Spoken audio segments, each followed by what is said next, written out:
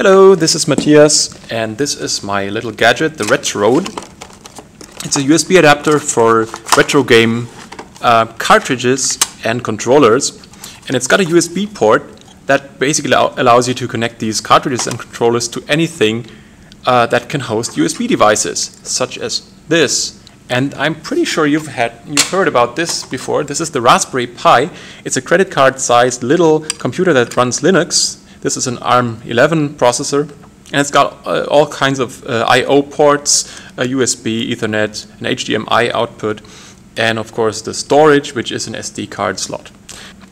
So now what I want to do in the following few weeks is I want to integrate a Raspberry Pi into the Retrode with the goal of course, converting this into the smallest multi-system cartridge-based HD capable retro gaming console of all times.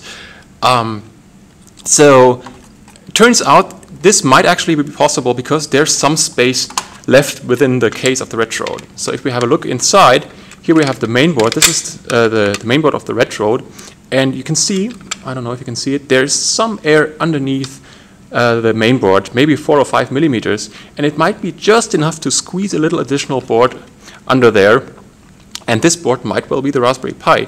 The thing though is that the Raspberry Pi has got some connectors that are just way too big to fit underneath there. So let's see what we can do about it.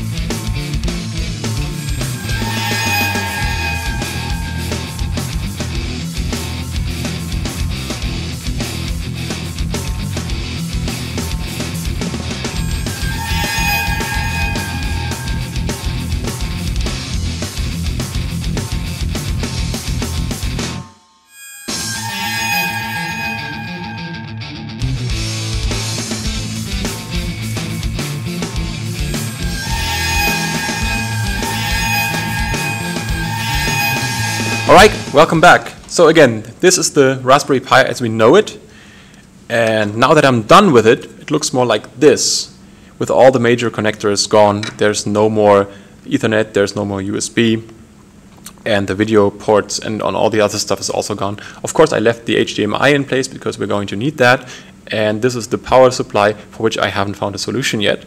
But the thing is that this is now a very thin and nice little computer on a board that we can easily fit underneath the main board of the Retrode. As a matter of fact, I went ahead and prepared a little case here. This is just a very rough processing job I did with a drill and cutter knife. Essentially, we've got a cutout for the HDMI, and we've got 2 more cutouts on the bottom for the SD card slot, and this big diode we have here. This is actually fairly big, so I added another cutout for that. Also, I got rid of one of the mechanical supports for the mainboard, which used to be here, just to add a little more space for the board.